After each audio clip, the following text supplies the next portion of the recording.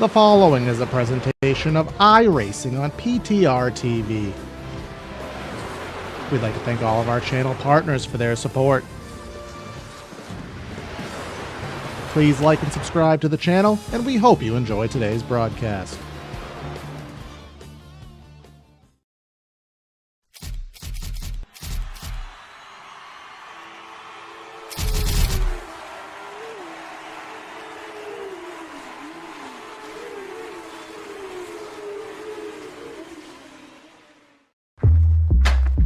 Whatever you drive, however you drive.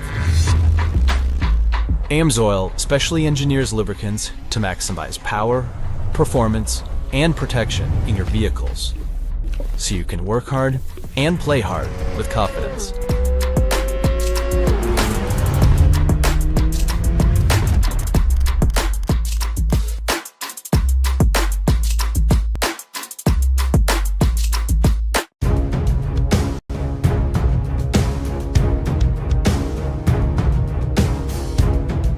On May 11th, 2025, the Triple Bypass Nichols Oil Pros Series brought the action to the high banks of Dover Motor Speedway for 178 blistering laps.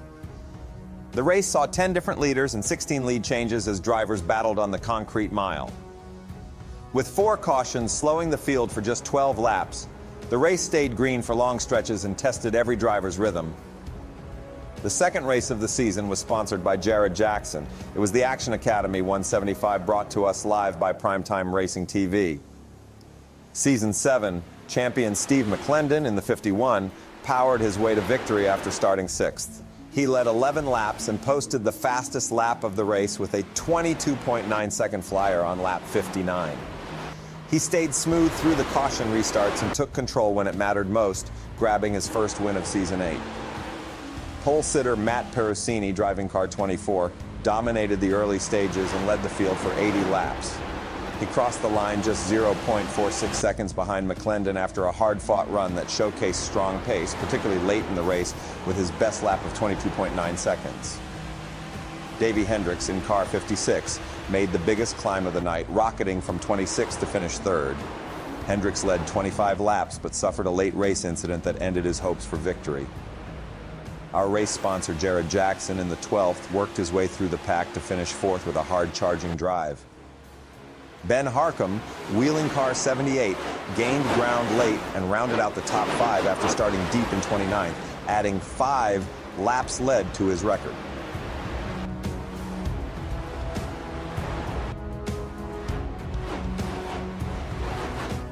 Dover delivered some fantastic racing, and the cream rose to the top when the checkered flag flew.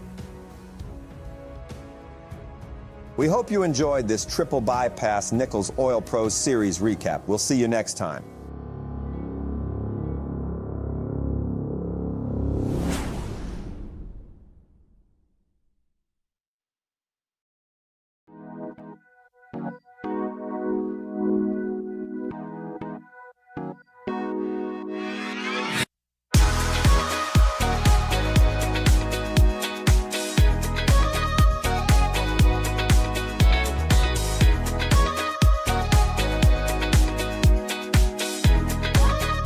Last week it was Dover. Week 1 had lots of action as well. Week 3, we come in for Richmond Raceway. And, well, what does Richmond Raceway have to bring? Well, the first thing I'll tell you right now is lots of action, lots of fun runs.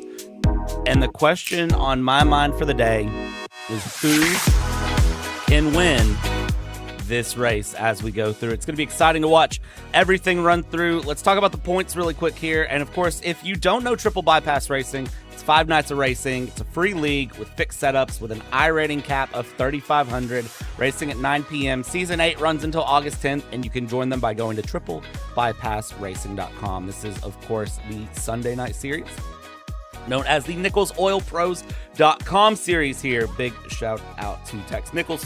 And this is going to be the On Edge Racing 170 tonight.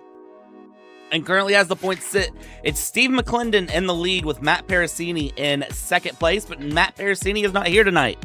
So what is that going to mean for everyone? Davey Hendricks in third, Brad Kress in fourth, Ben Harcum fifth, Matt Harmon in sixth, Jared Jackson in seventh, Kyle Gresham eighth, Al Corey in ninth, and Matthew Robinson tied with Al for ninth place. But Richmond Raceway produces some great action, and my question on the day is who is going to capitalize when it's said and done? Welcome, everybody, here to Primetime Racing TV for tonight's coverage of the race. This is going to be the On Edge 170 here from Richmond Raceway. It is going to be myself, Brad Dalton, in the booth, as Corey Silva has decided to go and be a Disney adult for a week. So he is off running with some fun in the sun. And Howie Burrows, longtime racer here at Triple Bypass, will be joining me in the booth today. Howie, good evening. How are you? Well, good morning for you. Indeed, good morning. You're actually the one that introduced me to Triple Bypass some time ago now, and I wasn't able to stop hitting the track despite the 2 a.m. starts. The guys here are a lot of fun, and I love covering their races as much as being a part of them. Richmond is one of those tracks that I'm pretty green to drive in myself, but it's one of the shortest on the schedule this season. It's going to be a really, really long run test of concentration and patience. It's fairly banked for a short track, and trust me, Triple Bypass has been to all sorts of different venues over the seasons and likes to mix things up quite a bit themselves. This is definitely going to be one of those longer run challenges. People are going to have to keep their cars to themselves over a very, very long time. It's going to be a lot of fun. Yeah, this is going to be a fun one to watch. I'm excited to kind of see how things go. Joshua Porter coming through and around here. And let's talk about the race details for the night here.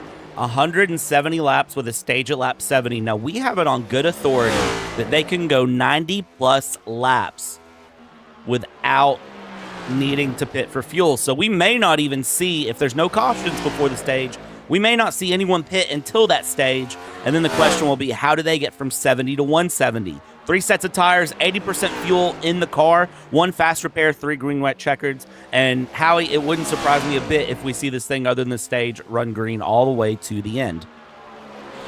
They do like to do that here, and this track is not exactly a tire shredder, so it's a game about how long you can hang it out there on the track, possibly even through or past the stage. We'll have to see how that strategy plays out for one stop. Very much on the cards here.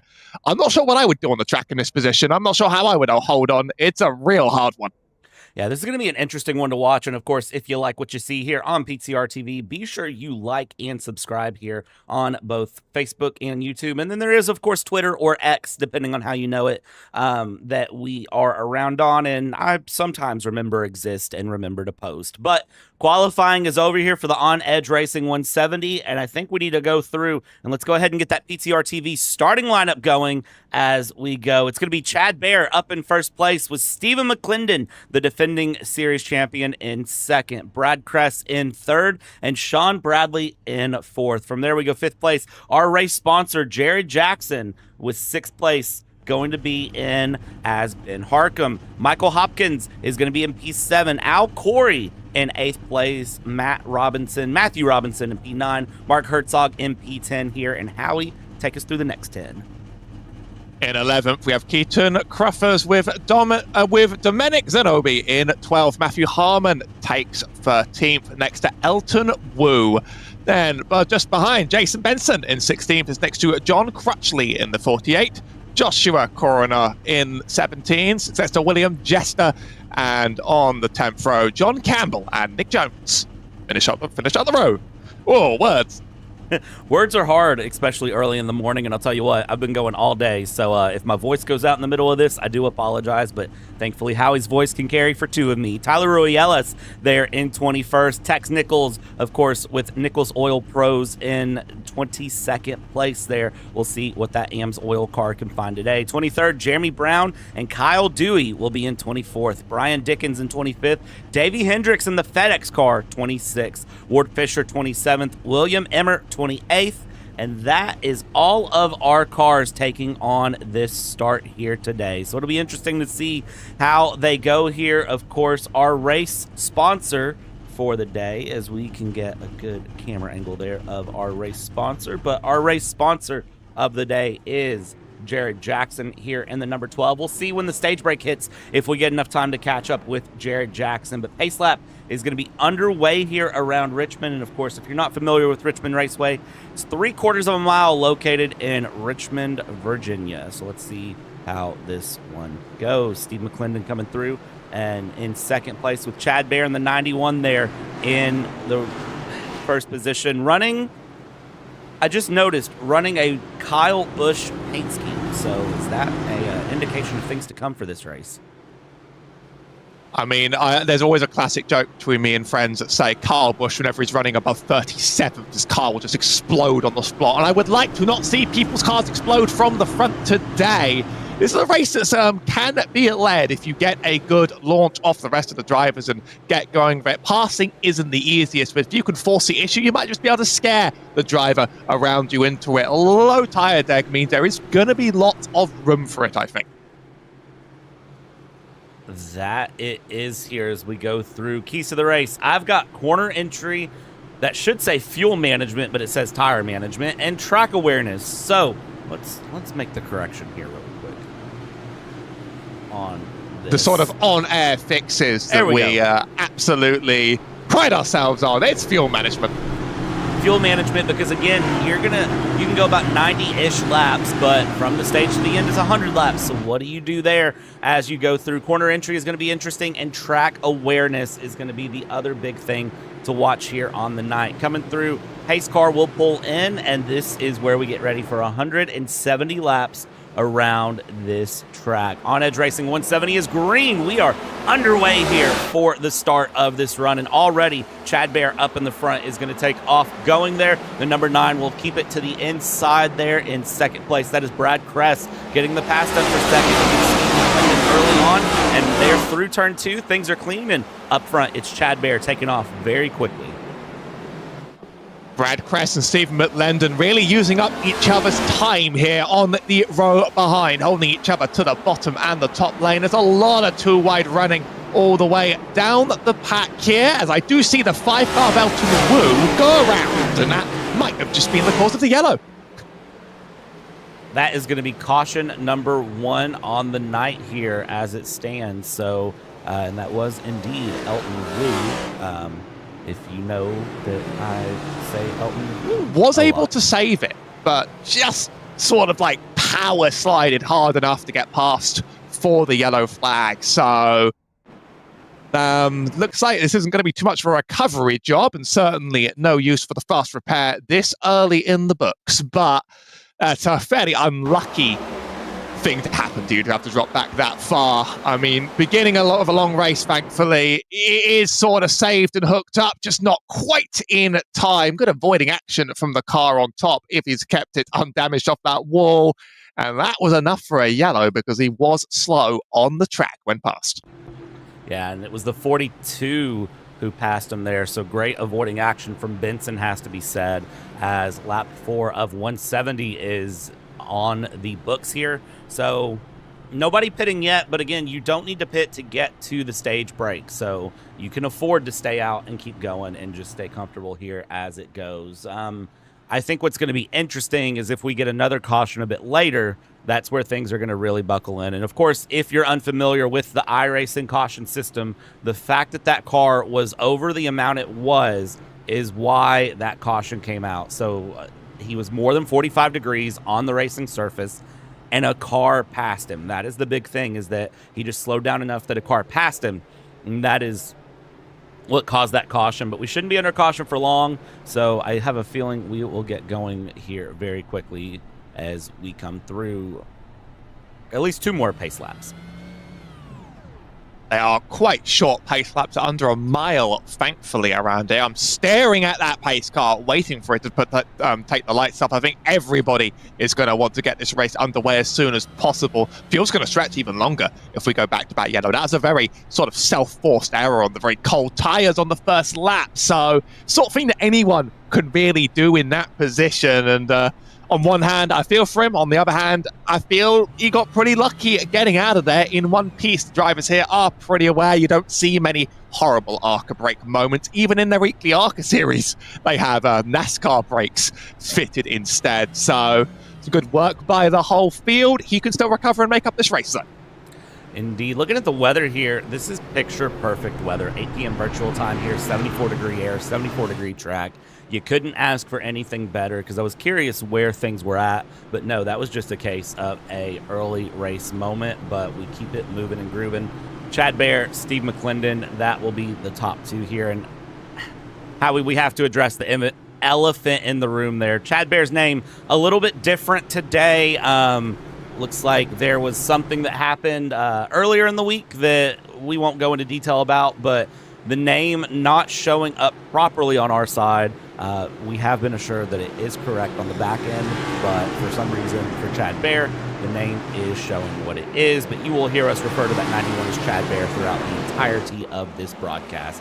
Coming through around green flag away, and Chad Bear is able to get away very quickly there. Steve McClendon, Brad Kress, second and third place. They will look to see if they can battle anything out. And that 77 of Sean Bradley is going to be looking very fast, as well as our race sponsor, Jared Jackson, is right there on the next position. Seems like the sooner you can get to single file, the quicker you can start running in that restart zone on this track. There goes the 77, sliding around himself. He makes it to the infield. We stay green. Brad Kress now gets the road to himself as the whole pack single file out very, very fast out after that one. It's another self-spin on the backs, early laps into a run, and that's from one of the fastest drivers on the grid usually. Chad Bear, he got the runaway in that restart zone. He's stretching it out to almost a second already. If you can get away and you do not worry about people, you can have a fantastic race here if your long run comes to plan. Yeah, it's going to be an interesting one to watch and kind of see how it lands out. Back behind here, we have Mark Herzog and Keaton Crothers going side by side. The 57 and the 809 of Keaton there to the inside, trying to get the run against Mark Herzog in the in and out car in the 57. Looks like able for the moment to get that run through and try to get the pass done. So as they come through, this is going to be a long run race that we'll definitely have to keep our eyes on and just see how things go as they're coming around here. Single file for the most part up front now that we've gotten things going. Further back in the field, Ward Fisher, William Emmert running side by side, and it is going to be the 84 of Ward Fisher who will get past the 405 around the outside, and then the 122 of Brian Dickens, part of that On Edge Racing team as well, is going to try to force the issue, and Fisher hits the wall.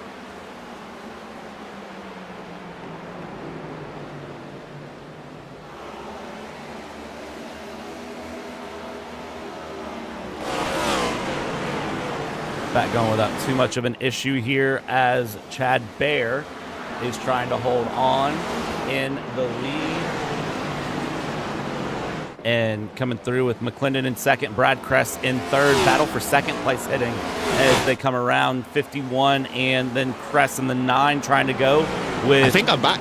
Oh, there we go. Howie, welcome back as the 78 of Ben Harkin is trying to get a pass down. Curse my hardware switches. I've done that more than once myself. I was just noting, I noticed William Jaster may have made a stop on the last quarter. I'm not quite sure what my data's showing with the pit stop on there, but he's running quite far off the field as a result of that now. Drivers get him feisty, a little bit elbows out even early on in the run. Track position, very important at a short track like this. So if you see the chance to get that run, someone stuffs up their entry a bit, people are going for it on this track. They are being very, very brave. 1.3 seconds Chad Bear has now run away with. He's having about the run of his life, although we'll keep an eye on whether that changes if the tyres fall off over time. Further back, bit of battle in between Harmon and Cruffers. People, I'm sure that's Cruffers. Names are like my number one weak point in sim racing. I still won't be able to do it to this day. So some people are making up and down those places, but it's become very quickly a race about waiting for mistakes and waiting for room rather than sending it as deep as you can on someone.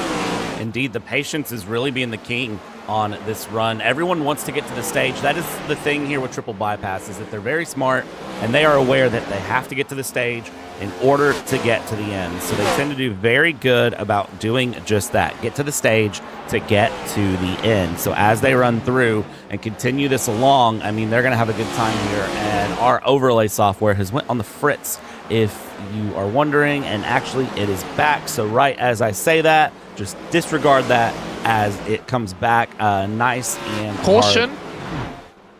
On the field, it's Tex Nichols. What has happened with Tex here as we cut over to Tex? Oh, Tex and the 74 come together, and that is what caused that spin. Again, just over enough that iRacing said, okay, we have to throw the caution. But that is lap 18 of 170. Do we expect anyone to pit? Don't anticipate it at this phase. You're going to lose a lot of track position on a race where you really need it. Maybe Tex might need it. I see a huge dent in the front of that car, and if you show visual damage on these vibranium next-gen cars, that usually means something else has possibly gone horribly wrong. Not like you'll lose too much aero, but we'll keep an eye whether he hits the pit lane. You could top up on some fuel. There probably are limited tires out there on the drivers. It's really not worth burning them at this early on into the race. See if anyone takes the bite. I think they're happy hanging it out, saving fuel under caution. Yeah, Chad Barrett here up in front with Steve McClendon, Ben Harkham, Brad Kress, and Jared Jackson, the top 5, still holding on to it, it looks like. So not looking to do anything at the moment as they go. So we'll keep things going around here, moving and grooving here early on in triple bypass as they continue around here. Lap 19 of 170 is on the books here for the night, and I gotta wonder just at this point where this goes from here, because I mean, it seems like everyone just kind of trying to settle in, get set up, and get ready to go for this race as they come through. The caution shortened, so we're about to go straight 1 to green.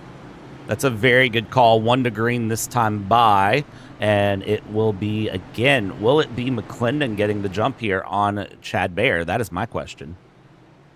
Well, we do use the restart zone here in the Geico marked zone, and as I say, Chad has been a master of it both times, gotten the jump, been unpredictable, and gotten the runaway, and I feel like he could make it 3 for 3. Restarting is a very, very strong position on a track like this, it seems, and you're going to need to maybe wait for strategy or wait for something horrible to happen in order to make that gap out, but as we go green, we will get another study of that. Hold it on my end. And as we get going here, it is going to be McClendon, Harkham, Kress, Jackson, and Matthew Robinson trying to battle things through. And watch Matthew Robinson looking very quick there in that 34 as everyone kind of goes double file in the background, trying to keep things moving. Jackson looking to get a pass through. Harkham, McClendon going side by side here for second place as they come out. And now down the inside will go Ben Harkham and come around, and there it is. That inside lane is good if you can get it on exit going down the straight around there, but you don't get much time to run away, and that's leaving the two to still tangle. It's yellow again. I think this is Brian Dickens around at the back. And that it is. Let's get a quick replay here and see what happened to Brian as we go. And here is the run. So Brian's to the outside. And shock. Oh, and then came down and caught Sean Bradley. That was the harder hit going through. So that is really where it came through, because it was gathering up Sean Bradley that caused the issue here. Lap 23 of 170, and well, let's see how this goes. I don't know if you saw that with Brian Dickens. We'll zoom in on the car really close here from the tower. You notice that wheel is pointing ways that it shouldn't on the left front? That sounds like a job for the fast repair. For me, drivers do get one, but you hate to burn it this early. Now, I'm tuned into race communications, and it sounds like they're getting ready for single file restarts. They do have reserve the right to run to them if cautions are getting excessive, and chat had a bit of an over-under on cautions. Tyler Rella said it would be 4. We may be going over already as it stands, so that might just be the right decision to keep this race moving forwards. Thankfully, the cautions are mercifully short, but they might not get shortened because of the Dickens pit stop. He's out of the box. He'll make it back onto the lead lap with that fast repair. Yeah, fast repair, the backup car, whatever you want to know it as. It's very nice to see it come through and go. So let's see how this one runs as we have Chad Bear here up in the front. Second place, Steve McClendon, and Ben Harkham again in third. The top 5 or so been pretty steady since the race start that they've settled in. Brad Kress here in 6th place. Herzog, Hopkins, Al Corey, Matt Harmon, your top 10 on the night as they'll come around here. Single file restart. Let's see if that's what I've been told. Happens. That's what I heard in my ear, the single file restart. Obviously, we don't really get to know much more until we see how they line up behind that pace car. Triple Bypass does like to run consecutive cautions, single file. That wasn't quite consecutive, but I heard whispers of that from race control, which could be a way of just getting these restarts under control a little bit. I mean, drivers, we've talked a bit about the fuel strategy earlier on in this race, but now with 3 cautions, drivers are going to be stretching this to beyond lap 95, possibly. You could even reach the hundreds. Of course, another caution is a guarantee with the stage, so that's more save. It means drivers could just wait to pull the pin as late as humanly possible here, and that could make this a fascinating strategy race. I see the lights out on the pace car. How are drivers are they going double file anyway? Perhaps. Maybe it was an idle threat from race control. They're going to give this one more try on the side-by-side.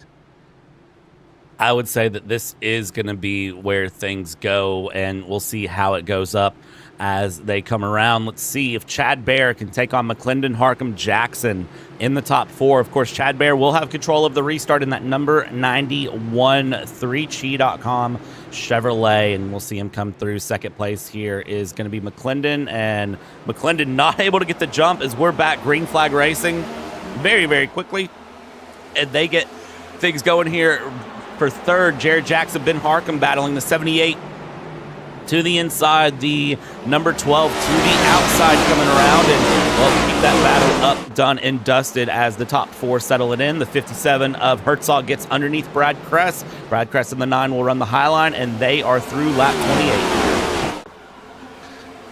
That bottom line is where you need to stick your nose in here to get anything done, it seems like. I know Elton Wu's just dropped back a ton. He's kept the car going forward. We're not yellow again, but another small incident has dropped him through and opened up quite a significant gap behind. Looking further down the field, it is a game of who's willing to get that bottom and who's willing to sort of scramble around on the top to keep whatever momentum they have left. The banks of this track allowing for some of that momentum to be carried around. Everyone else has made it just about single file, and Chad Bagg, king of the restart, he's not made the runaway this time. That's Stephen McLendon very much in striking distance this time around. It might take a bit of time to reel him in, but he's not gotten the absolute dream run. Lots of passing around the mid-10s. Yeah, jumping back here, this is the 56 trying to find a run. Kyle Dewey and Dominic Zanobi trying to pass things out. This is the battle for P14 on screen as it stands, and Dominic will get passed there by Kyle Dewey as they go battle for P14, and now it's the 405 of William Emmert who is going to be looking to get this pass done on Dominic as this 3-car battle on screen continues to rage through the top. The leaders have sort of settled into a rhythm finally. Matt Harmon here going with Michael Hopkins side by side. Matt Harmon to the inside, Hopkins to the outside. That number 28 looking very quick. Can he get the pass done there in that Nichols Oil's Pro Nichols Oil Pros AMSOIL? And it's going to get held up again by another caution. It's Kyle Dewey with serious damage. Let's go back and see if we can get an idea of what happened here. Here is your PTR TV replay here coming around, and that's a hardware failure all day is what that is. Oh, did you see that there from JC John Campbell? Actually, yeah, just about tags JC. He might have gotten away with that, though. He does like to race us from a different continent, and we always appreciate some of the international representation here. Yeah, that is just unfortunate to have that hardware failure right onto the infield, and that car got wrecked. JC's left the race entirely, actually, so maybe he's taken damage of his own along the way, and I've received confirmation now it is single file restart down the row. It's in the iRacing chat, at least for a while, until drivers can keep it going green for a while, because we've been quite some time on the track and we're only on lap 34 of 170.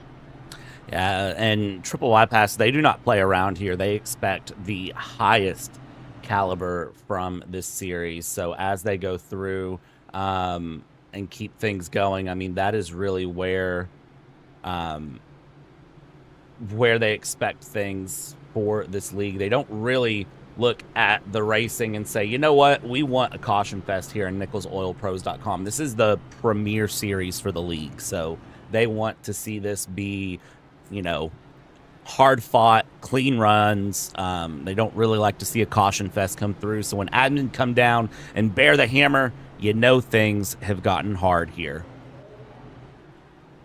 I've been involved in watching short track races where single file was the hammer that had to be done, and also the promise of getting double file back had to be the promise to get the drivers working well again. I mean, that was an unfortunate mistake that wasn't quite related to it, but I get the motive here. We have a race to be getting on with, and it's been so stop-start, and this drags out the fuel strategy even more. So all those in YouTube chat that bet on the over 4 cautions, congratulations, I guess, because we're now going over 4. We will still have the stage caution at lap 75. I got it. So that will be a 5th, even if we stay perfect running to the end. So, I mean, what is the fuel economy here? Still going to be guaranteed a stop. These cars are limited to 80% fuel in these races to try and ensure more pit strategy. Drivers with the pace car lights out, we are single file and locked and loaded.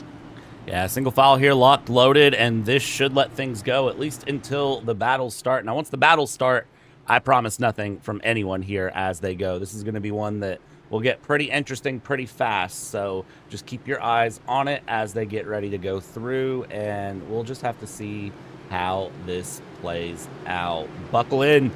Go through. We still have the stage break lap 70 to come at us now, but as it stands, it's been several cautions and nobody really opting to pit unless they've been involved in an incident. Chad Bear will get the restart there by a good run by Steve McClendon in second, Ben Harcum third, fourth. We're single file restart this time, and this should allow them to try to get this restart going. Some of these have been unlucky, and some of these have been just someone making the slightly wrong step off the start. But the single file restart means you do very much get to keep your place and the line you want. Everyone wants that bottom, riding right up to the yellow and tracking all the way back out. So, I think Chad Bear's going to enjoy the run. I'm interested if he'll be able to run away with it this time. He sort of cycled rapidly between being able to run away and not. Further back is William Emert. The battles have kicked off pretty much as soon as we've had our single file, no matter what. Running 14th. Emert's made some great designs for me before, although there are some teams on the field that will make designs for each other. And Tyler Reles has done it again. That is caution number 5 of the day. And let's be real, Brad. It's a long evening. It's time for a long evening on Triple Bypass. These occasionally happen. I've been a part of one or two of the longest days in Triple Bypass history, and we're starting to approach it. It's another slip loose on corner exit. Just simply one of those things that happens in this car. It can be tricky if you don't know it well. Yeah, listen, I am the biggest Sleep Token fan of anyone. New album has been on repeat, but Tyler, that is probably not how they want Take Me Back to Eden to be represented there, as Tyler Ruelas slams that 160 car into the wall. And that will put us under caution yet again here as they go. And now Ruelas getting the car in. You can see the smoke pouring out of the back. Probably at least a busted radiator, if not worse. And that will be the fast repair on the night used immediately.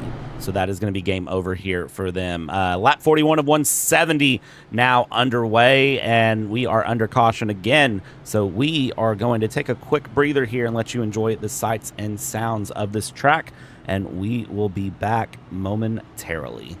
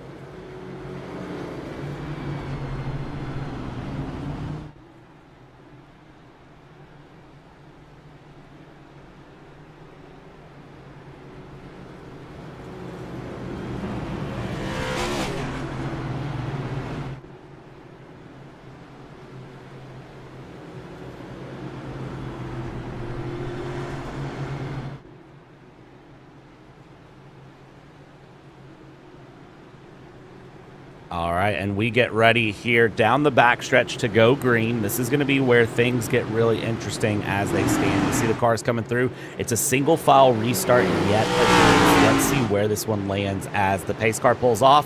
And it is going to be Chad Baer in the number 91 who will have the lead over Steve McClendon in second, Ben Harcum in third, Jared Jackson and Matthew Robinson, your top five as they all get going here. And very quickly, I already see Herzog trying to look for a pass there on the number 34, Matthew Robinson. Brad Kress going through and trying to find what they can here. It's myself, Brad Dalton, in the booth here, joined by Howie Burrows to bring you this 170 laps of on-edge racing, 170 tonight. I think Jared Jackson is going to be the one that makes the move as someone does. Ben Harcum's washed off the bottom lane a couple times on corner and mid-entry. He does it again. If you're willing to leave a little gap like that, it might get forced out of you. And I think Jared could be the one to make that move in that zone. Another car's width length. Still not the run. You'd have to send it like a diabolical madman, but that's a clip from the wall from Ben Harcum on the way out. I think Jared Jackson is seeing this and might force this issue sooner rather than later for P3. Further back, Matthew Robinson's gotten the run on Herzog actually and taken advantage in much the same way. Forced him up to that top lane of the track. They're too wide back there and Jared hasn't gotten that move done. He has not at all here as Herzog and Robinson are battling it out for fifth place. Coming through side by side they go. Where they stop? Well, they have to stop eventually, and there we go with Herzog there getting past Robinson down the inside and not able to make it stick, though, as Matthew Robinson will keep this battle going here on the front end as they go. Jared Jackson still trying to get the pass done. Still the 57 and 34 hold it side by side as they stand. So let's see how that goes for them as they run it through here and keep things moving. They're definitely trying to get the pass if they can, and the 57 now able to get that run through and hold off Brad Kress as Jackson has forced the issue up front here, Howie, and is going side by side with Harcum. It was only going to take a few laps, and I saw Harcum just leave one gap too many, and he's acquiesced that position, giving a lap. Probably better for him if there's someone hungry behind him. You don't really want to burn up your stuff trying to battle it out with somebody else. Stage is sort of on the way. We're on lap 49 out of 170, and they fly by quick when you're traveling around less than a mile, especially when the field can finally and mercifully keep it green racing. Big gap. I'm just looking at the gaps on the field. John Crutchley at P18 and a huge gap behind you, Tex Nichols, and there's Ward Fisher flying off and hitting the inside wall on my vision as it is. Looks like we stay green for that, but some gaps really starting to present themselves as drivers further back struggle against the surface of this track. It's been slipperier than I expect. A lot of drivers have really sort of thrown themselves off. Some of it's in the nature of this Cup car. It's very unusual. It's unlike any other stock car. It's how I got my tyres to 12% last week repeatedly on the surface of Dover. You can't slide it like you're used to, and you very much have to take those corners very, very differently, or the rear will just snap in a way that you didn't really expect. You know, put me in a Gen 4, that's all I'll say. Gen 4s are a lot of fun, I'll give you that one. These cars can be difficult to really settle in here as William Jester is now being jested around to get past by Tex Nichols, Elton Wu, and also I believe that is Dewey getting through, trying to get a lap back as quickly as possible. Coming through. Tex still carrying that front end damage, and Tex running the high line going through. Now, Richmond, this is a track that, you know, depending on how you want to run, that is an option, I'll say, if you wanted to run that, but opting very much to run the high line in there to go through. Up front, Chad Baer has managed to bear his way forward and hold on to a half-second gap to Steve McClendon here as we approach the stage. 15 laps to the stage break currently, but the stage will be on lap 70. Jared Jackson third, Ben Harcum fourth, and as they go through, Michael Hopkins in eighth, Brad Kress in ninth, and as we have Hopkins and Kress going side by side here, see how they can settle it in on the exit of two. They go, and tell you what, if you're Matt Harmon, you really want those two to battle because you want to try to get past. Hopkins was able to clear on the outside this time. The inside's not an absolute free ticket to great stuff because momentum still matters around. He's still able to carry a decent amount of speed. In fact, Kress has just dropped off the face of the planet. Here comes Harmon. Could even be Hendricks as well if he's Kress is very unlucky here, leaving a little bit more space. Still, that 9 just about on mid-corner on exit. He's actually able to carry some speed. Not quite like the battles we saw earlier on this race. So is he just sort of leaving that room and trying to dare Harmon to make the move? Because it doesn't seem to pay off. As another corner where Harmon hasn't gotten the run on exit every time he's gotten alongside. Yeah, I mean, you got to do what you got to do going through, but it's so hard to get passes done here, it seems, as we continue to look around here through the battle. I mean, from Brad Kress in the 9, I mean, you see everyone really just sort of stuck in position here as we're racing to the stage break and going through. I mean, looking for something somewhere here as Sean Bradley is trying to keep the battle going, and back in the 77, looking to get past William Emmert if the pass can be found. But Sean Bradley has had a pretty hard night early on here and is going to continue to fight his way forward, coming through. And again, looking for something there is that 56 of Hendricks was trying to find a run through. Davey Hendricks trying to find the run to the inside, trying to go, and not able to clear that pass yet. Yeah, now Harmon's going to try and do it on the high side, I think. Kress has enjoyed the outside and has run it well. I know that was a bit of a strange exit there from Harmon, but it actually, strange enough, fast enough, clears on the straight line, and now Kress is dropping like a rock. That bottom's been eaten up by a much faster Hendricks. That's going to be clear. Keaton Cuffers now could do the same thing to him. Eat him up to dry. He's not at a good corner for a couple laps now. That's another. Emert and Bradley battling behind. He's going to hope he doesn't fall prey to those two as well. Probably about eating up each other's time, but we're seeing some action starting to develop and some other lines starting to work. It's possible that top gets grippier and faster as the race goes on around here. Up front, the 12 and the 78 of Ben Harkham running side by side themselves. 2 seconds to McLendon up ahead, but they're having their own little tussle in very much the same way. I think the lanes are starting to come alive here. Yeah, they really are. This racetrack is really starting to get itself together here with 8 laps to the stage as they go through. And you can see lap time-wise, Jackson is a little bit faster as they are trying to navigate that Take Me Back to Eden 160 of Tyler Ruielis, going around the high line, staying well out of the way of the race leaders and just letting them run their race here as they go. And it looks like something may have happened with Kyle Dewey as we go, and we'll check here. Kyle Dewey out of the race now, but it seems like I'll keep an eye on that. I'll report. We'll see if we can find out what happened there. But meanwhile, this is the battle for third place for the stages. I do also want to watch up front because as this lap traffic is coming in, Steve McClendon is starting to really get some speed. Seems like after a particularly poor exit, Dewey decided to park the car on the infield and tow and leave. So looks like his day over, probably for his own volition. Further up ahead, McLendon has made the first run on Chad Bear that we've seen across the course of this race. So lap traffic getting in the way, 3 temps in it. In the past, it's been at seconds. Now quite getting in the way of the chase, but I think the chase very much is on once that 84 is cleared out of the way.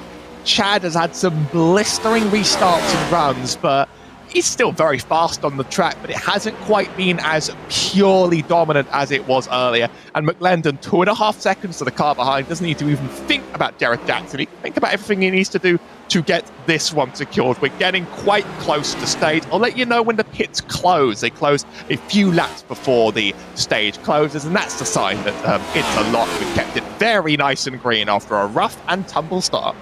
That we have here, a few cautions on the night, but everyone able to gather it back up. Lap 68 of 70, the 78 and the 12 here, trying to battle it out. Harkham just a 10th and some change back from Jared Jackson, trying to get things going. Further back, Al Corey there, Rafter trying to make a move on Robinson, trying to get a pass done there while he can, and let's see what happens. for them because Hopkins is trying to find the move as well. And now, you know, it's lap 69 to 170. They just keep things moving and grooving here as we run through the flag and run around here. No sign of the yellow flag yet from Barney the Flagman. No white flag being thrown yet either, as McClendon and Chad Bear will come across. They take the line for lap 70. So at the end of this lap should be the stage break as they come through. Third place, Jared Jackson, our race sponsor here, trying to find things through. Let's see if they are able to. And there is your stage as Chad Bear will come across to take the stage win here today. A spectacular run from start to finish. I just noticed Herzog just wrecked the car on the outside wall entering the stage. You might want to have an eye on that. That is very unusual. He's just towed himself right out of it. We're back to double file restarts for the second half of this race. Is this the replay? That was very unusual. You try and get an eye on that because it kind of coincided with the stage caution. This might have been a hardware failure of its own because he's disconnected and towed almost immediately. I think he's not on the track anymore. So this is an unusual state of affairs. Happened right after a stage caution. We're under yellow, and that is a stage failure. That is 100% a hardware failure. Away it goes. Hardware failure. There we go. You've had a very long day, Brad. I'm really, I'm impressed. Very long day. Everyone into the pits here, and I tell you what, Howie, let's go find our race sponsor, Jared Jackson, and get a few words in here with Jared about the state of affairs with the run here for him. I don't know if I see him. Let's see here. I don't see Jared Jackson at all. Week 2 of missing sponsor. Well, any race sponsor, we will happily talk to you if you are in the lounge chats at the time of the stage break. But much like last week, I think you might just be a little bit on the busy side. Well, let's give Jared plenty of love then here on the broadcast and the YouTube chat. And just remember that Jared Jackson is today's race sponsor, coming through there with the On Edge Racing team. And a little bit of info about the On Edge Racing team. On Edge Racing, iRacing team with several members that run in triple bypass. The members are identified by their custom paints that they run that are painted by team member Jeff Slaughter of Slaughter Racing Design. So if you ever wonder why these On Edge Racing cars look so good, well, you can thank Slaughter going through, and Jeff Slaughter not on the track tonight either as they go around. And Jackson definitely in contention for a win here today if things work out.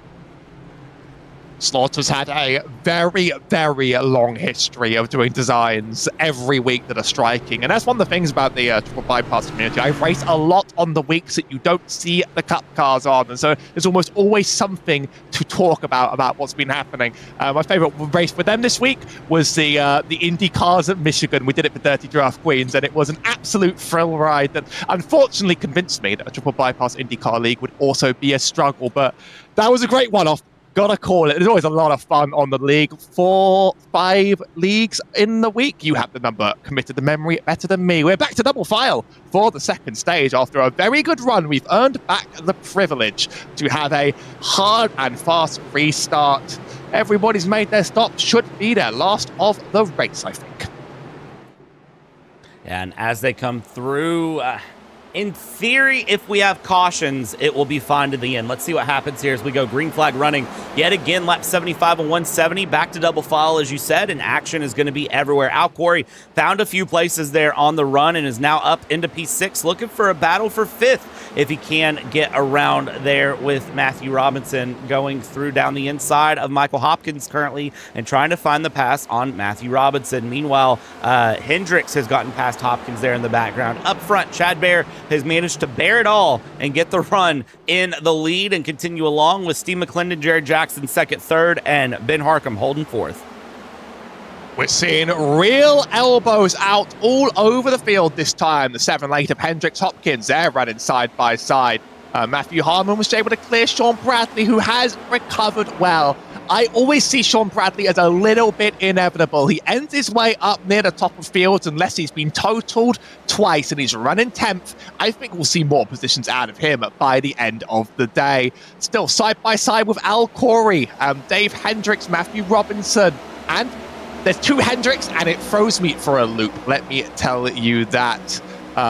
So, is it 2 Hopkins? Or I swear there's a surname I've seen twice on this field. You might have a better memory of it than I do. I'm trying to track enough as it is. Drivers settled themselves out just a bit more for now, although Dave sends it back to the inside. Or it's Michael Hopkins sending it to the inside of Dave. Not quite getting the job done. You need momentum more than you need the bottom line.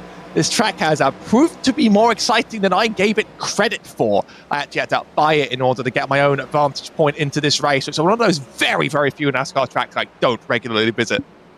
It's a good track, though. I will recommend racing it here as we go through, watching the battle for P6. Starting out with Al Corey there as Davey Hendricks, and I think Hendricks and Hopkins might be what you're thinking of. They're very, very similar last names, surnames as they go through. Down the inside, Davey Hendricks looking for the move on Al Corey, trying to get that pass through and trying to go and still trying to force the issue. Lots of long side-by-side running happening here around Richmond Raceway, and they are managing to make it work very well and keep it clean this time as they go through. Down the inside, Hendricks will get the pass on Al and successfully clear that through as Hopkins is now the next challenger for Al Corey and will try to run this one around.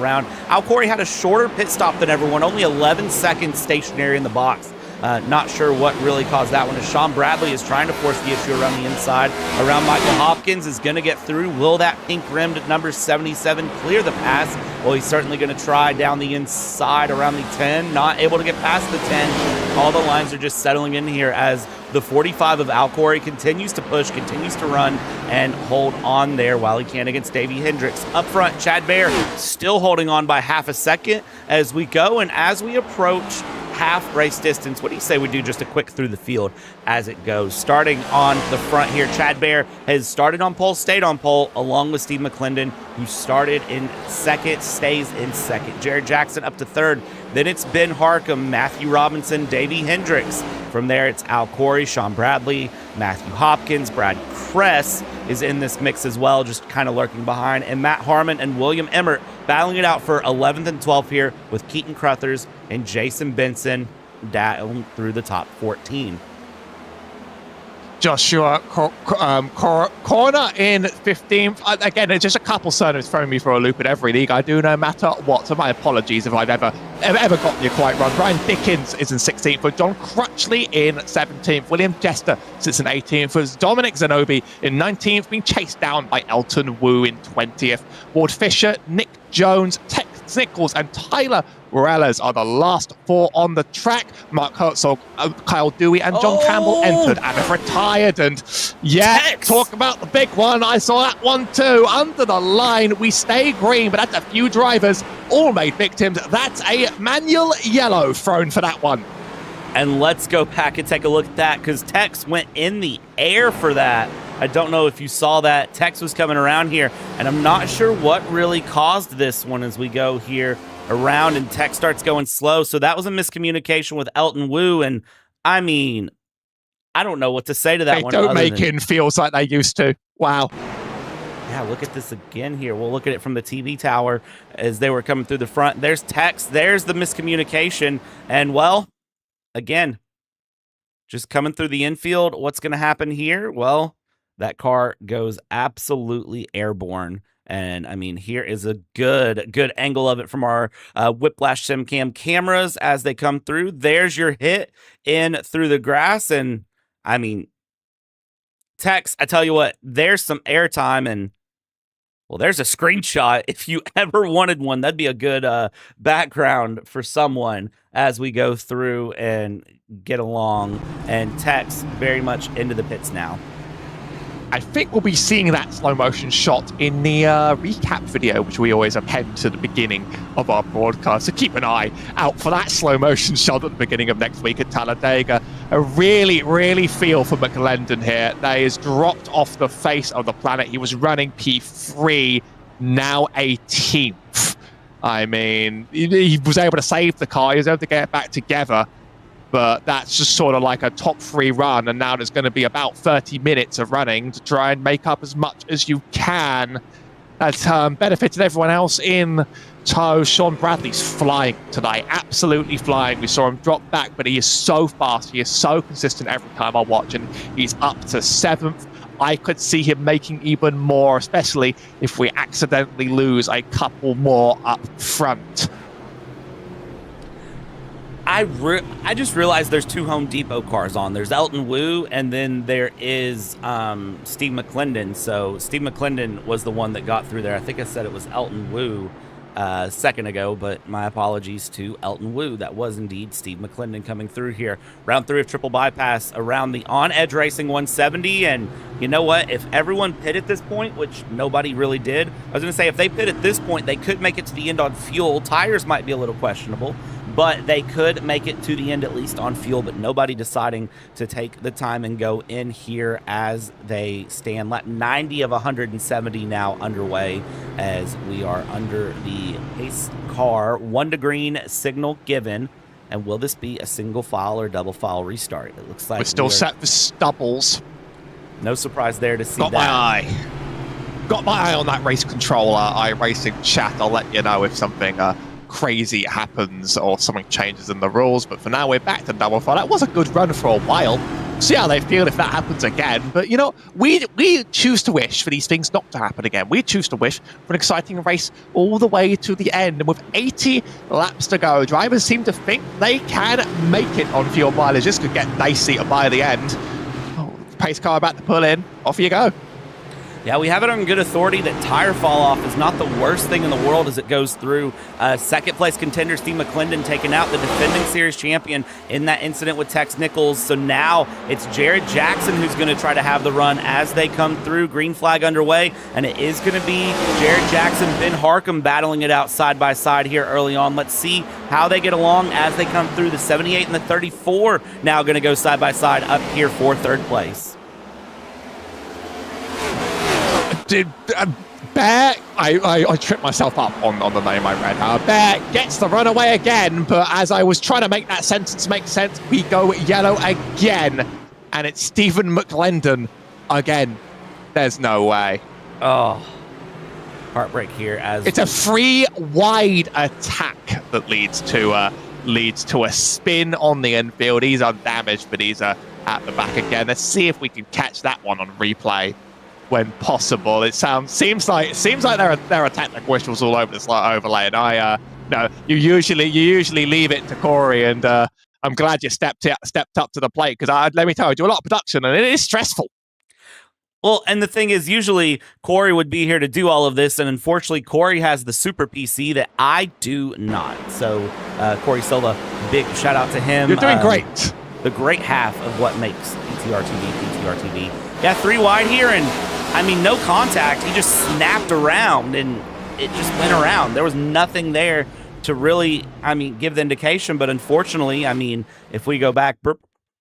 There's a lot of snap from these cars this week. They do run custom setups, not quite the iRacing ones. It's what got them back into the Cup cars, in fact. And it's a custom fixed setup for the whole field. And they have been very snappy this week. I didn't feel any of this last week on the track, and you might see me try and make it to the track again next week. And although I promise at Talladega I will be doing less texting while driving, unless we're under yellow. I do not feel like causing the big one. This field, they can run excellently at super speedways, and they have had occasional days that have even frustrated me. So it can very much depend on the day and the time, but these next-gen cars are quite good at keeping it together on the track. Same time, same place on PTR TV. Lucky dog coming around. It's Tex Nichols may be able to get back onto the lead lap.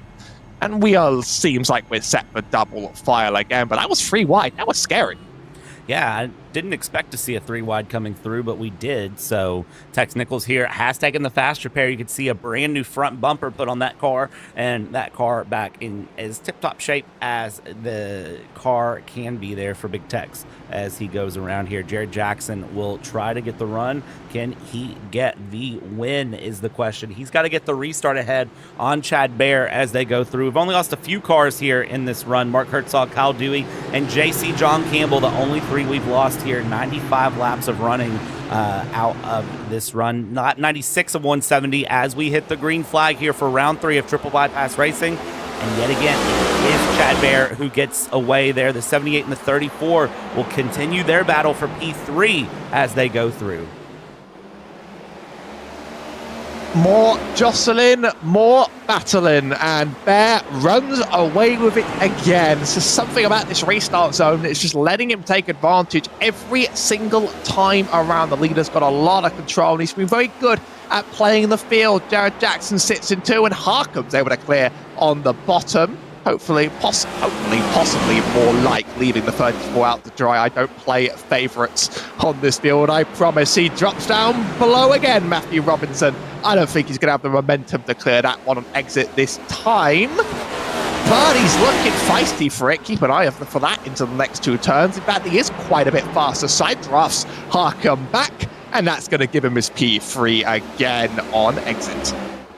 A great pass there from Robinson. Now needs to secure it and needs to hold on. That's the harder part as they go up the inside here. The 78 of Harkham to the outside here. And Harkham last lap tapped the wall on corner exit, but now into 1 we go. And 78 and 34 side by side currently. Let's see how they play this one out, as you can pretty well hold side by side the whole time as they continue along there. And Davey Hendricks trying to look for something somewhere to get in the mix as well. Further back there, you do, of course, have William Emmer and Michael Hopkins that are battling a bit further back as well as this battle for P3 continues to progress here. Robinson losing a little bit more time there, but still, they're holding side by side, and this is interesting because usually holding side by side doesn't work, as I see William Emmert there. That is Brian Dickens has just spun the car, looped it and towed it, lost quite a bit of grip, and those hot tires just sort of lost it out from under him.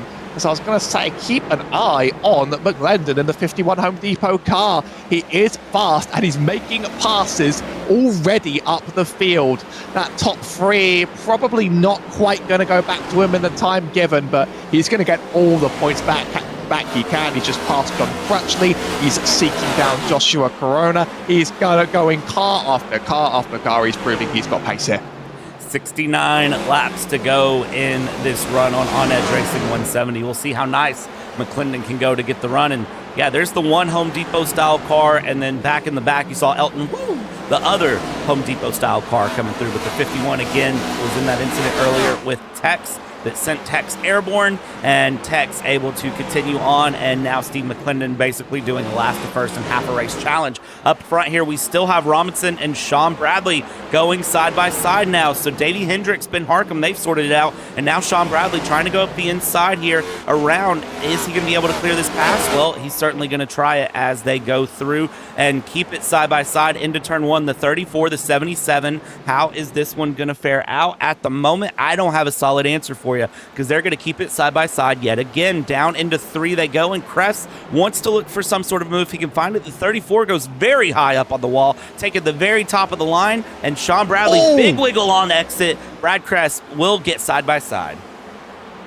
Good save by Sean Bradley, but he's going to be disappointed that he didn't get the time of his lifetime fed to him there. That car snappy on exit for many drivers, and very much risking doing it again. Kress now just wants to eat him up and send him back for that error.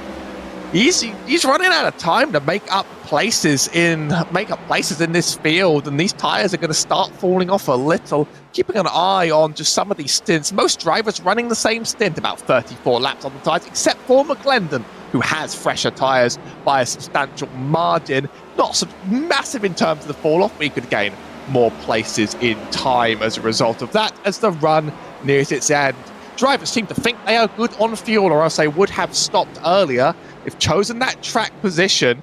Do you think anyone is going to have overcooked it a bit and made a mistake? Don't answer that, because Emmett just about saves it below the line in time to keep it green, but that's another snap, another error, another tricky one. He's having trouble keeping the car gripped. Now that he's done the slide, he actually does it again into 1 and 2 while we watch the replay. Still below the line. Those tires heated up. Keep an eye on him after this as he enters the next 2 corners, because he slipped it again and lost even more places. Yeah, Emmert not having a good time there, trying to just hold on to that car, and you see the 160 of Ruelas. They're up high. Here we go back up front. This is going to be the battle for P10. So this is the number 10 in P10, Michael Hopkins trying to hold on. And, well, watch out for that 51 of McClendon. To tell you what, let's hop on board with McClendon and see what McClendon's seeing. I mean, I don't know. Howie, you're the driver here. Where do you pick that pass as he slides down? Thought about a 3-wide run, didn't take it. What do you do to pick a pass when you've got the cars in front of you side by side? This is my guess of the day because this is a hard track, but maybe slot behind the car on the inside and try and make the run the moment that the guy on the outside has a bad run of it because that bottom lane is not being seized and Hopkins has just been left out to dry twice in a row. I think McClendon can get under anyone here with enough pressure.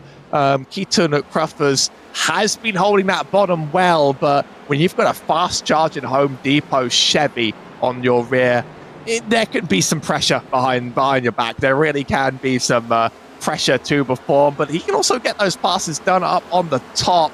Really, I think some of these places are just inevitable in time. We're yellow again, by the way. I'm trying to work out who that was. It's Emert again! No, what has happened to Emer is we'll go back and find what's happened, and I will just answer my own question momentarily. And I have a feeling that this one, if this is a bit more of the same. Yeah, this is a lazy Susan style spin. Out of 2, wiggles, and just the longest of slides. Look at this. The tire's locked, just going through, and right there, Ruel is passing. The car is more than 45 degrees off of the racing line, and it's still on the racing surface above the yellow line. So that is where the caution gets called. It was a very long time ago you taught me the definition of an iRacing yellow, and it's not very well documented elsewhere, but that wisdom I've held with me for the last year. People will ask stupidly in an official, why was there a yellow? And I have the answer. It's the Brad Dalton answer. He knows best. Drivers dashing to pit lane, by the way. Apart from McClendon, who's going to stay out and run at the front. He has fresher tires than the rest of the field, but he has chosen to get back in this game. And this is the first time that Chad Bear has given up the lead of this entire race. McClendon's just thrown out a wild card. We're going to have a wild chase at the end of this.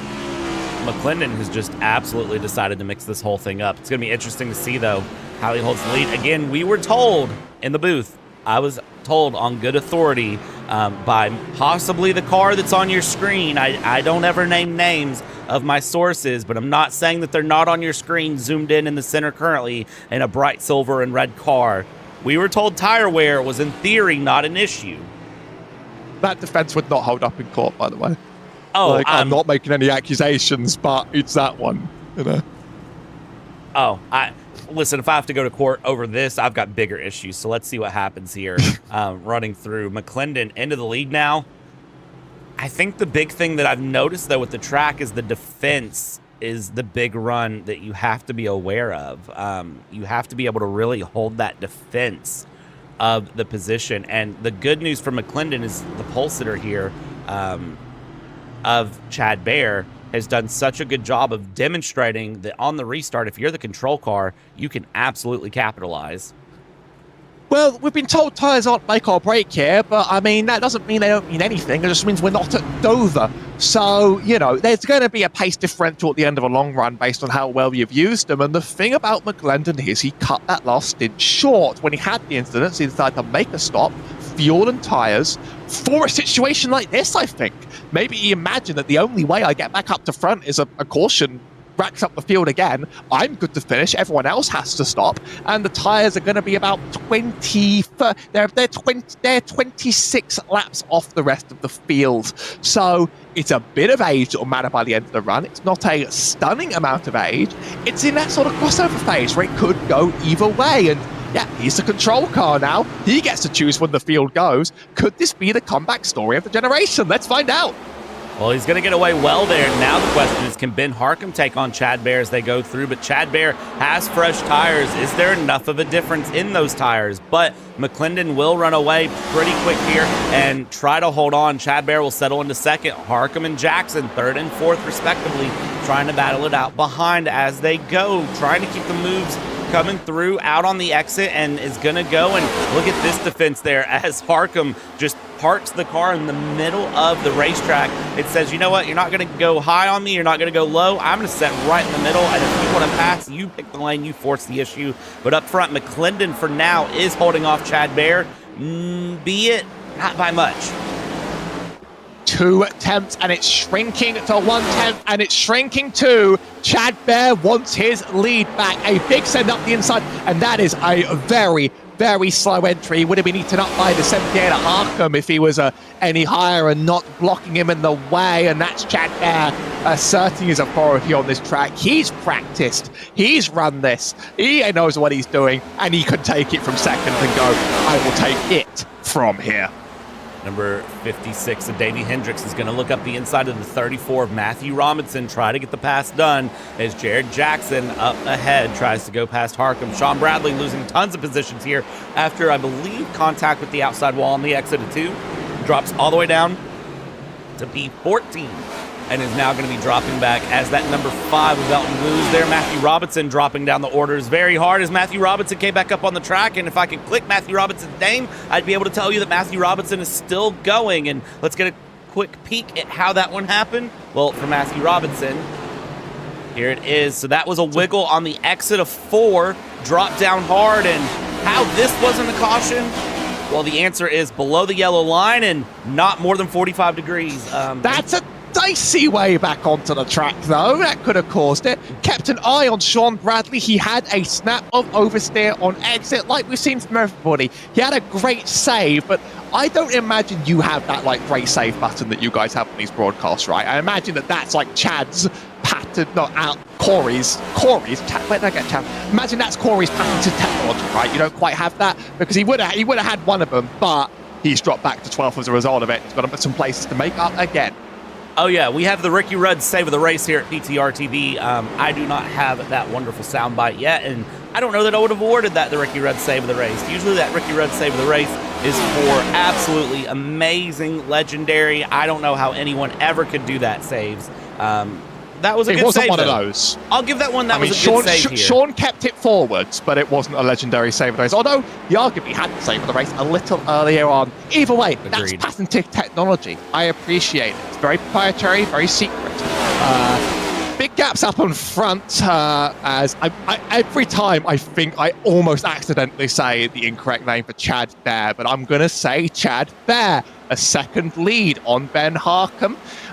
He's made his run away. And then Dave Hendricks, he's a second back from Jared Jackson. So this top 3, they very much spread out a lot by themselves. Jackson could make the charge on Harkham, but he'd have to have a successive few good laps and only about 16 minutes of green flag racing to go. I'm not sure about it. Yeah, I don't know either here as we come through lap 126 of 170 continuing around.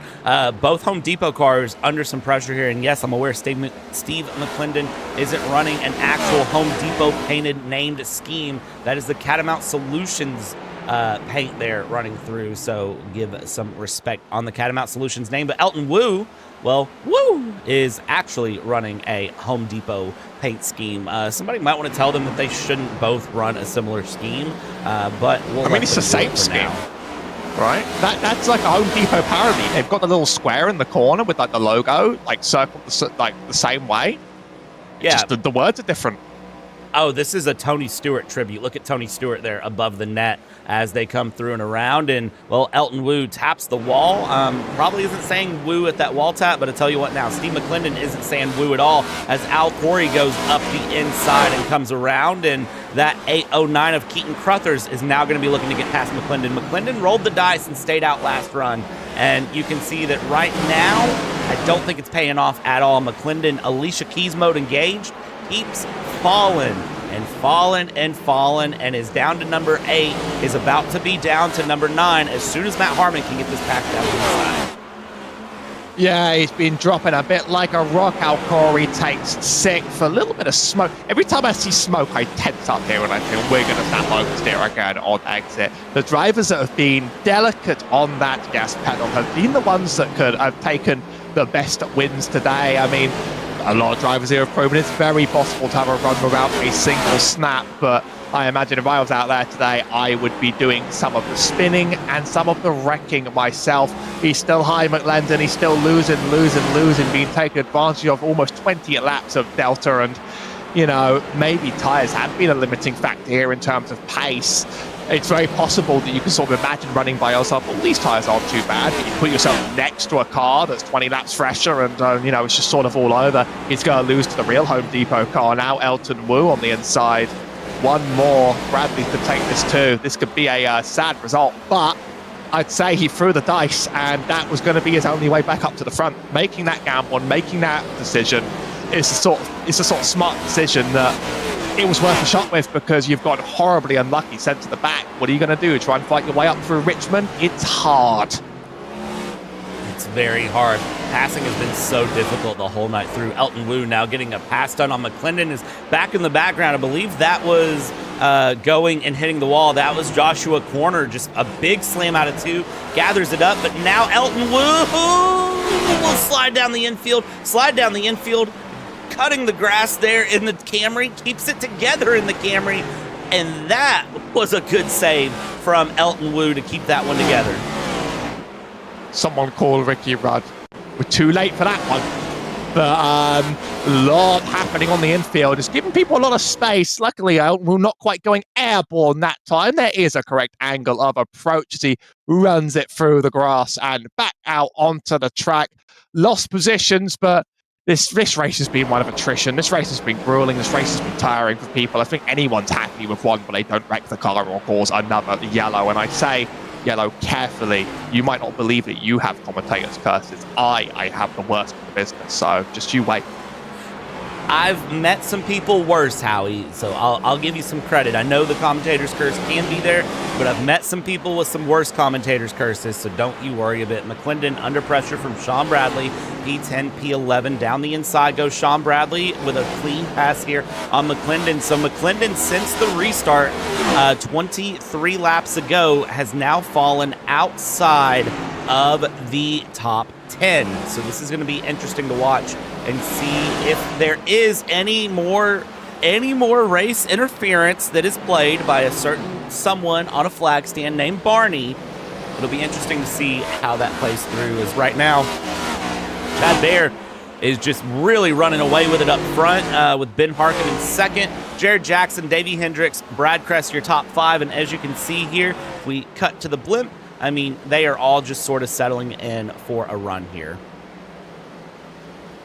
Everybody just wants to take the car home now, and who blames them, really? There's a few passes up and down the field. I'm keeping an eye on Joshua Coroner. I said Corona earlier. Again, names are hard at 2 a.m., let alone any time of the day. I'm keeping an eye on him running a little bit high, but he's not the only one. Keaton Cruffers is potentially on the back of Al Corey. We have Hopkins trying to do the same to harm. There's a few places that are being tangled for, but with 30 to go, this is mostly a game of lock into your position, don't lose this. A lot of people have lost this today. Matthew Robinson does complete the pass quite nicely on the inside from my view. But yeah, this is just this, and also a lot of lap cars in the way. We've already had lap car incidents, of course, on the field already, so it's just play your game, play your race, and if something comes to you, then take it, but otherwise, lock it in. I mean, look at Chad Barr up front. It's a 2.5 second gap. This is one of the most dominant wins I've ever seen in triple bypass. Yeah, great win there. Not traditionally how things go in triple bypass. Usually it's very, very hard racing here. As you see Keaton Crothers clear Al Corey on your screen, using a little bit of help from Kyle Ruielis there up on the high side going through and coming around as we go. And with 28 laps to go, I tell you what, we're going to let you enjoy the sights and sounds of Richmond under a green flag condition. We're going to go with some temporarily loud engines here on triple bypass racing. Be sure to join us back here in just a moment. When we come back, we'll get you through the last of this race.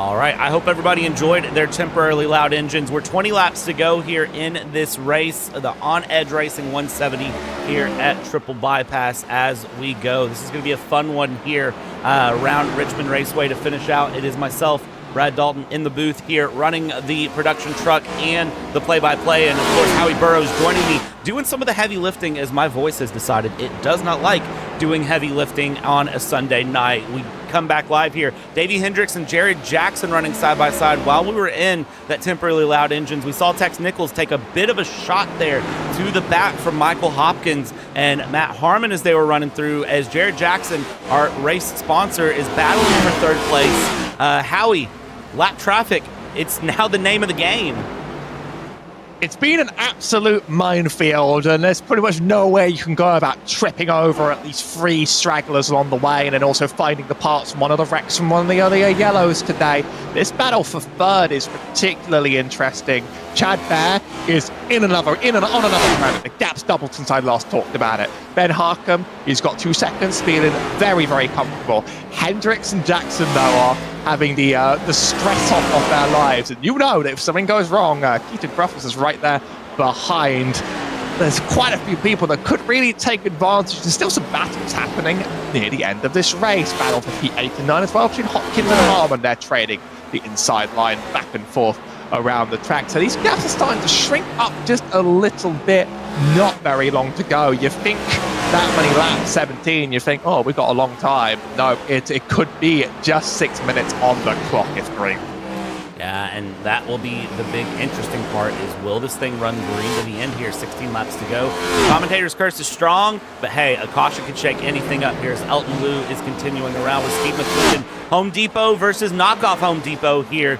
P11, P12. We'll see how that battle shapes up to the end as Jason Benson currently holds our 10th position. Currently closest battle on track, though, it is Jared Jackson, Keaton Crothers, Davey Hendricks, Brad Kress. Not in that order, of course, but in this camera shot as Keaton Crothers is now going to look for a pass up the inside on Jared Jackson, wants to get the run through, and is going to try to get the pass. Not able to get the pass here, but is definitely looking and making his presence known there in that 809. 15 laps to go.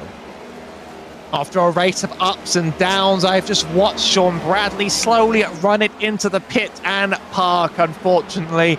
He's been a good competitor, but it's been a frustrating race. I look forward to seeing more from him as this season goes on.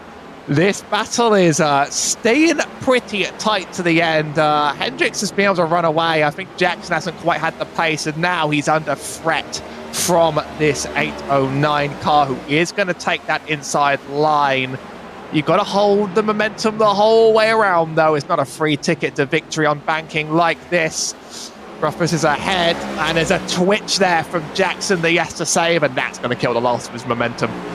That it is, and now is Brad Kress going to be able to get a run here in that number 9 and 6th place? Will he be able to look for a top 5 coming through? Well, anything's possible here on the day as they go. Let's watch and see how this one ends up as that 12 and that 9 will go through and follow single file here. 12 laps to go here on PTR TV as they come around. Keaton Crothers in 4th place. Now we'll be looking for P3 and does look to be closing that gap ever so slightly. Maybe not a lot, but it was closing. We'll keep an eye on it in the coming laps. Jared Jackson, I think, losing the last of the pace in that number 12 car. Brad Kress, Al Corey, both looking for a little bit of a fight here. Al Corey wants the top 5. Al Corey wants to take on Jared Jackson. Goes up the inside of Brad Kress.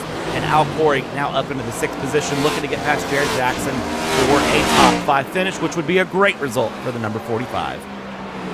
Corey's been a bit of an anonymous strong runner, but a strong runner nonetheless. He's proven that consistency and just keeping your nose clear gets you results at difficult, short tracks.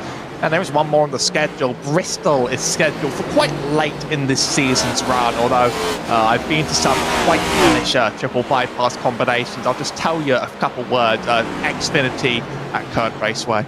I've seen bad things. I've been through many wars. This has a race to settle in Africa, made itself quite exciting, and Al looks like he could try and make that move for the 12th. There's a bit of a lock-up up ahead from one of the cars that might have been the lapped car of the 38 locking up the brakes, but keeping the car forward. Al, it's your time to move if you want to move up this field. You don't have long, and I think he's ready to start pushing it.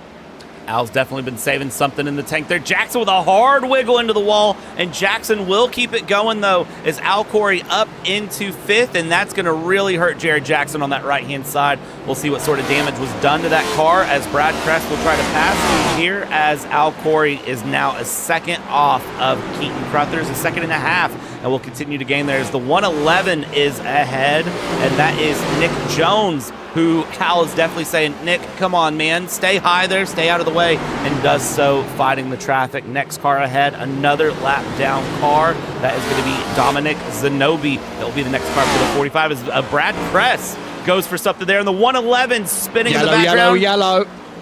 This changes everything. Yellow at the very end of the race, and with some green-white checkers on the cards, that could be interesting. I had a guttural fear that we were going to get a green-white checkered. I actually just totally thought that we've been having a fantastic run, and the one thing that could happen now to make this race go just off the rails is a wreck. It's another self-spin, but oh no, it isn't. It's the car up ahead. It's the spin on the track. That battle has been boiling over for a lot of the race, and that's one of our first true contact cautions on the day, so could be a source of controversy.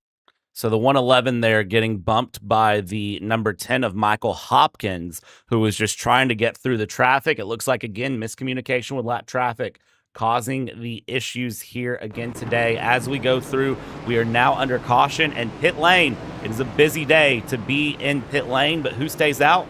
Well, Al Corey stays out. Matt Harmon stays out here. Ben Harcum into the pits. Chad Bear's staying out. That's so it's going to be a Corey Bear front row. He imagines with a possible 2 laps that he can hold on just well enough. He's got so many good restarts that could be true. Glendon did hold on for that long when he was sort of up there, even if he dropped off over the course of the run. This would be a huge coup for Al Corey if he could hold that top 2. But now these tyres 53 laps old. Imagine more than double the effect that Lendon was experiencing around the track. Harcum is the first one on fresh tyres. Then Dave Hendricks. Then William Jester, who stopped, but no, he's a lap down, and so we're waiting for him to go around. Okay, scoreboards are hard as well. You've had a bad voice. For me, it's now 3:30 a.m. I'm very happy to be here, by the way. Don't you worry about that. A tight and tough green-white checkered restart. We do get a couple of attempts in this league. I believe it was 2 at Dover, so possibly 2 here. It could get explosive. Yeah, this is gonna be a hard one to predict here as they go. As this will be kind of a pseudo green-white checkered. I don't think this will officially count as a green-white checkered attempt going into overtime, as I think we'll go green with 2 laps to go. So I think next time by will be green as they come around. Let's see if the lights on the pace car do turn off. And it looks like, well, from that camera angle, they do. So this is going to be green, white, checkered run. So green flag, white flag. And, well, Al Corey in second place here. Matt Harmon, Joshua Corner, Ben Harcum, your top 5. Davey Hendricks and Steve McClendon and Keaton Crothers, your top 8. Brad Kress, Hopkins, Robinson, Benson, Elton Wu, Jared Jackson, Jester, Emmert, Jones, Zanobi, Crutchley, Fisher, Tex Nichols, and Tyler Ruielas, the 22 cars still on track. We'll see how they handle the green-white checkered. Remember the rules of the green-white checkered. If we make it to the white, the next flag ends it here, and the next flag will always be the checkered flag. Does Al Corey have enough to get a jump on this restart? Well, let's find out here as we get going. Green flag is in the air for 1 attempt here of the green-white checkered, and we get going. Al Corey under pressure from Harmon, though, immediately to the inside through 1 and 2. Going to bring it around there as we watch Ben Harcum try to get the run. 3 wide, take 3 wide, and goodness me, they're wrecking in the background. We will, I believe, stay green for now, and coming across here, Al Corey, look at the defense. This is like LA traffic. Whoa. I'm just losing my mind. Sorry. Suit yourself. It looked like LA traffic out there. White flag is out here. Al Corey will try to fight this one off. McClendon's looking for the fight for second, though. McClendon wants to salvage second, even if it can't be a win. Corey, on those old tires, has nothing to give as McClendon Harcum, but it'll be Chad Bear who will bring it across the line to bear all and win the on-edge 170. As in the background, there's a spin from the 56. Ben Harcum in second, Steve McClendon third, Brad Kress fourth, Hendricks in fifth, even with his big spin. With chain wrecking out of turn one. It's like a car graveyard. That's exactly how they were going to cross the line. Look, I was so verbally taken aback by just the sheer checkups in that field behind. Chad Bear got the runaway and one of the most deserved wins I've seen on the triple bypass broadcast schedule. The rest of that was an absolute melee. McClendon is P3 again after the whole up and down. Can you believe it? That was unbelievable. I can't believe Harcum got McClendon at the line there. That was an amazing run, but let's run down our final race results here as they stand. And race results as they go, it is going to be Chad Bear up at the top. Second place is going to be Ben Harcum, Steve McClendon in third, Brad Kress in fourth, Davey Hendricks finds fifth, Keaton Crothers in P6, Al Corey P7, Matthew Robinson in eighth, Michael Hopkins ninth, Elton Wu rounds out the top 10, P11, Matt Harmon, Jason Benson in P12, Jared Jackson 13th, Joshua Corner P14, and William Jester will find 15th. In the lap down category was Ward Fisher, John the Naj Crutchley, William Emmert, Nick Jones a lap down, Tex Nichols 2 laps down, and the final 8 on the field, Dominic Zanobi, Tyler Ruyelas, Sean Bradley, Brian Dickens, Mark Herzog, Kyle Dewey, JC John Campbell, and Jeremy Brown DNFing out of this session. Man, this was a hard-fought battle for all of them coming through, and let's see if any of our drivers are ready to chat here. Howie, how do you feel about chatting with Chad Bear here, our race winner? I think he has the. I think he had possibly the easiest day on the field, but also on the hardest. Let's go for it. Chad Bear, a dominant win in an otherwise chaotic field. You really, really had pace today. Yeah, that was pretty surprising to me because practice didn't feel good at all. I thought I would really struggle, but just the clean air and the track position for the whole race made the difference for me, I think. Well, you had that some of those last restarts to tangle with when you saw McClendon stay out on the older tires. How do you feel about running into that one? That was about the only time you had to make that pass happen. Yeah, I think he had about 30 laps or something on his tires, so I thought he was going to struggle pretty hard to maintain that track position, but the clean air it made such a huge difference. I didn't know if I was going to get by him or not, but that worked out, and then there at the end, I just knew I just knew my ship had been sunk when I stayed out, and I think Al and Matt Harmon stayed out with me. If those two hadn't have stayed out, I'd have never won that race. That was the only way that I was able to stay up there, really. Well, it takes a lot of practice and a lot of dedication to run that fast and that consistently. A lot of drivers had problems on the tracks earlier today. Do you have any shout outs or thank yous to end your day? Just thanks to man, I can't remember who sponsored the race. Was it Jared Jackson and the On Edge Racing? I think is who sponsored it. Thanks to them.